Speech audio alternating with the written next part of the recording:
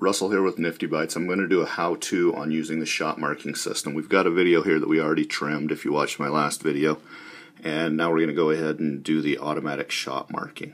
We're going to use this video filtrator because it does a really good job of showing all the points we need to make.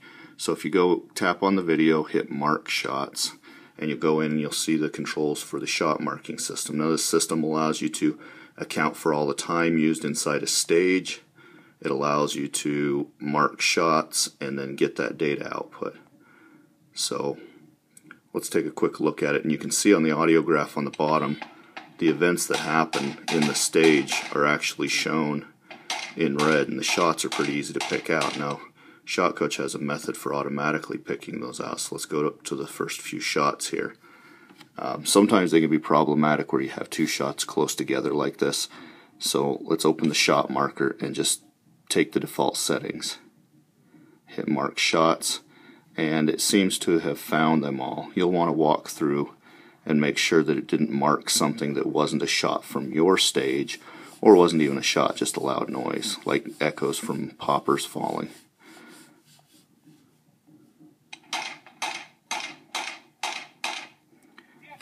It looks like it didn't do anything but just mark shots. So the next step, once we're happy that the shots have all been marked correctly, is to convert the time marker. And I got this set as the default is the split. You can pick any default you want. We'll go ahead and leave it as splits. It's the most common in a lot of these short skills stages. Hit convert to time markers. You'll end up with all of the time periods between those shots marked as splits. Now that doesn't account for everything. The shot detector didn't find, for instance, the start timer or the shot timer buzzer. But I know that it starts right there because you can see the sound from it. We open that up and we'll mark that as a draw as the first marker, because that's what happens here when the buzzer goes off. That's his draw time. Okay, and the other one you want to mark, and you'll always want to do this, is at the end you'll want to make the time period after the last shot, this time marker, you'll want to make that a stage end. That gives Shot Coach the ability to account for that time and give you the actual stage time, which runs from where you marked that first marker to that point on the timeline. Now we've got all our markers in there. We can open the data table and scan through the data table. These are grouped by type. You can see right now they're all marked as splits, so they clearly weren't all splits. You can put them in order, and that gives you your draw first and your stage end last. It goes in order that they were added.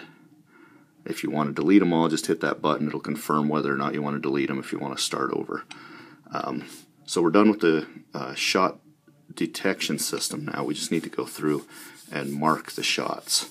And you've seen Ken's video on doing this. I'm just trying to go over the fine controls here. So what'll happen is if you're on a marker, anywhere where this center line is a marker that you are inside of right here. And this is the data describing that marker that you're inside of. So if I move over here, it'll change to split 1, the first split. Now it changes to split 2, the second split, split 3, the third split. If you want to change the description of that marker, tap on its name and pick a different type. We'll call it a transition. Okay. Now let's say, for instance, I'll go ahead and delete all these markers again because I just want you to see how easy it is to redo it. I'll delete all the markers, and then I'll open the shot detector and clear those shots out as well. Okay, so let's say, for instance, that it marked way too many shots, and I'll turn down the sensitivity, or turn up the sensitivity, so it's going to mark a bunch of things that aren't shots. Okay, so there's different methods for handling this. First thing, you can just tap a shot and it removes it from the timeline. Remove it from the timeline. Now that could be tedious. You want to tune this. Now the default settings tend to work, so if you just tune that right, hit mark shots, tell it to proceed. It always wants to know if you're going to overwrite the data or you had. So we can see that that worked well. Now another thing that you may have is echo. Now right here, if I set that sensitivity down where it can see that shot, it's going to mark it. Now if I need to, if that's something necessary, or if those echo peaks were just as high as the shot peaks, which can happen, you can set this longer go to the one shot and just make the split time cover the shot you want to eliminate, and then hit mark shots again. There it eliminates some of the echoes. Now that one, it made it eliminate a real shot right there, and it got a false shot right there. So you can see how you can play with the controls here to get what you want. Now let's say that you're just having trouble getting it to recognize a shot that you know is there, but there's no set of filters and setup that'll make it work. You need to put a shot marker there so that it can automatically convert them to time. Just put the marker where you want it and hit the button. Hit the button. So anywhere where you put that, it'll drop in a shot. And it's just as easy to remove them. So the next part of marking shots is when we go ahead and drop in the time markers. And those aren't always going to be correct either. Let me get these shot markers correct again, because they kind of got messed up there when I was playing with it. Okay, so we hit convert to time markers, and we get all our time markers dropped in there. Now let's say you can't get a time marker to go in the right place, or you accidentally tap the trash can button. Now you got a time marker going from here to here, skipping a shot. You needed to have another split in there. Just tap the insert button and hit split. This button will appear as long as you're not right on the beginning of a marker. It'll allow you to drop one in. I can drop anything in there. I can drop in a malfunction if I need to, because a malfunction might happen when a shot doesn't happen. You may need to insert one, and you can just as easily remove it. Just hit the trash can on any given marker and it's gone.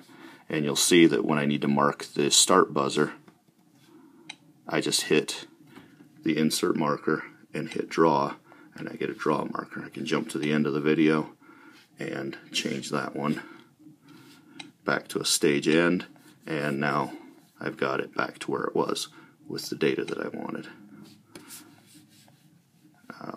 One other issue that we have seen has been where it places them just simply in the wrong spot, and you need to adjust it backwards. Like this shot needed to be 200ths back. Not a big deal. You just hit the arrow when you're on the start of that time marker.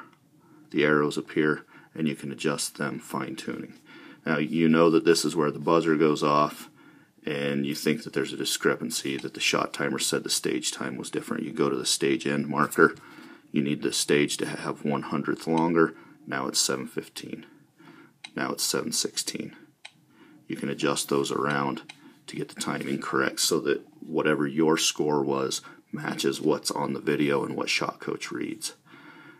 That is about it for the shot detection system. Thanks for using Shot Coach.